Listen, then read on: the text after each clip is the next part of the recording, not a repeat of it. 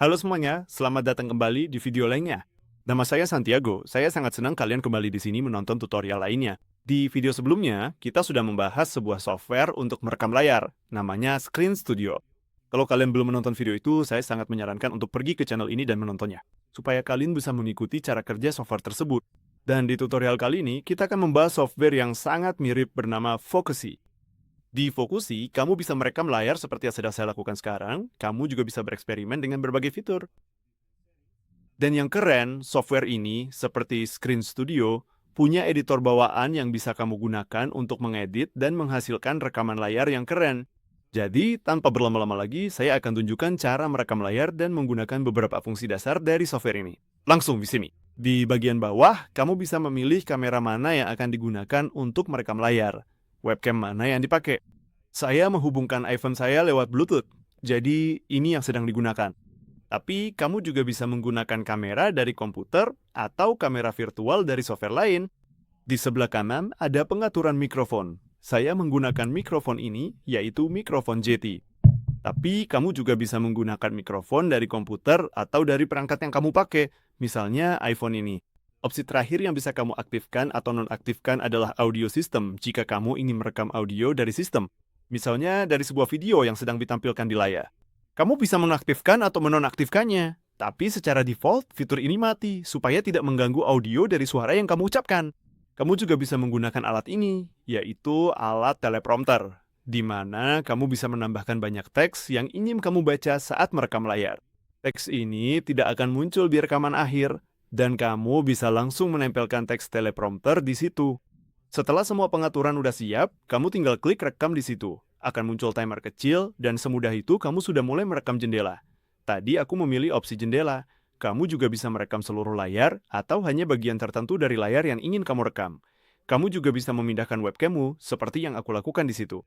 Ada rekaman, kamu bisa menghapusnya kapanpun kamu mau. Atau kamu bisa memulai ulang rekaman dengan opsi ini. Di situ, kamu bisa menjeda lalu melanjutkan rekaman, atau kamu bisa menghentikannya sepenuhnya. Misalnya, kita ingin membuka sebuah halaman web. Misalnya, kita ingin ke IMDb untuk melihat film atau serial. Kamu bisa bebas bergerak di halaman web. Kamu bisa menggulir halaman web tersebut. Misalnya, kita ingin membuka film ini di sini. Jika kamu memilih beberapa teks, saya bisa tunjukkan apa yang bisa kamu lakukan dengan itu di editor dalam beberapa menit. Kamu juga bisa menggulirnya.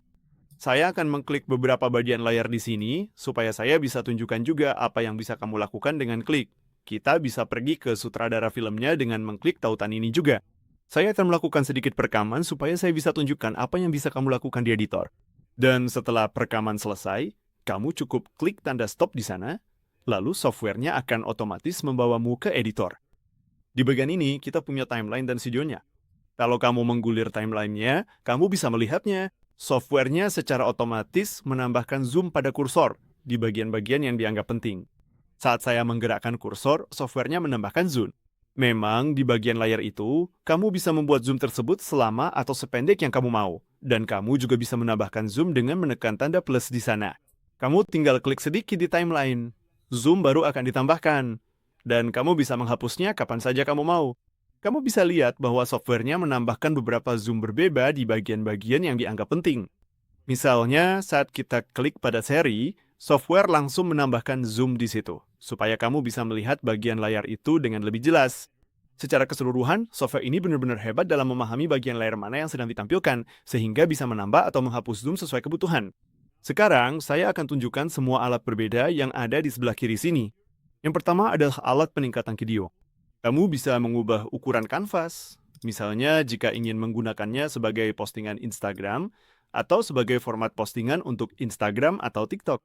Kamu bisa memilih 9x16 dan kamu bisa lihat bahwa jendela dan webcamnya otomatis berubah. Atau kamu juga bisa menggunakan rekaman aslinya. Kamu bisa memilih dari berbagai opsi lain dan formatnya juga akan ikut berubah. Misalnya kita ingin mengunggah ini ke YouTube, jadi formatnya akan 16:9.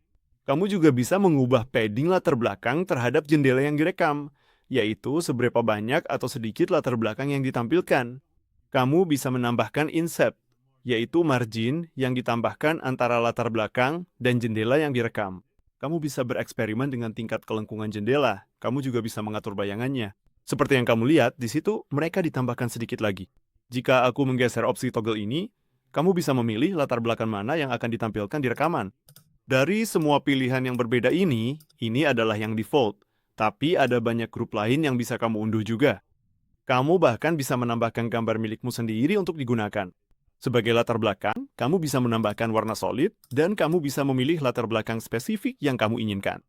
Opsi berikutnya yang bisa kamu utak-atik adalah kursor. Seperti yang kamu lihat sekarang, inilah kursor yang ditampilkan di rekaman. Tapi, kamu bisa punya banyak kursor yang berbeda. Seperti yang kamu lihat di sana, kamu bahkan bisa pakai yang ada wajah senyumnya. Kamu bisa pakai tangan kecil, kamu bisa pakai pensil, kamu bisa pilih berbagai macam kursor. Kamu juga bisa menambahkan efek saat kamu mengklik sesuatu, misalnya efek riak. Saat kita ngeklik layar tadi, kamu bisa lihat ada efek riak yang muncul. Kamu juga bisa menggunakan efek ring diffusion, atau efek yang lebih canggih, seperti efek kembang api. Saat kamu ngekliknya, kembang api akan muncul. Dan di beberapa yang pertama ini, kamu bahkan bisa bereksperimen dengan warna-warna yang muncul saat kamu mengklik sesuatu, misalnya efek diffusion. Efek itu akan ditambahkan jika aku memilih opsi tersebut dan kamu bisa memilih warna spesifik yang akan ditampilkan di rekaman.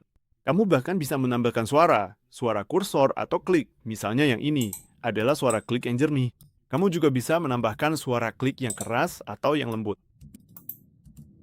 Dan kamu bisa mengatur seberapa keras atau pelan volume suara kliknya. Kamu juga bisa menyembunyikan kursor saat sedang diam, ketika tidak digerakkan, jadi tidak akan terlihat di layar. Opsi berikutnya yang bisa kamu atur adalah motion blur saat zoom, motion blur pada layar, dan motion blur pada kursor. Seperti yang kamu lihat di situ, ada sedikit motion blur saat zoom ditambahkan. Kalau aku atur ke 99, blurnya akan jauh lebih terlihat. Dan kamu juga bisa melakukan itu pada layar, motion blur, dan kursor. Ada opsi kamera, kamu bisa melakukan banyak hal berbeda. Kamu bisa menambahkan, misalnya avatar. Ini bagian dari paket berbayar, tapi kamu bisa menambahkan avatar yang otomatis ditambahkan ke perpustakaan softwarenya. Kamu juga bisa menampilkan dirimu sendiri, kamu bisa mengubah tata letak kamera. Sekarang aku hanya ada di pojok saja.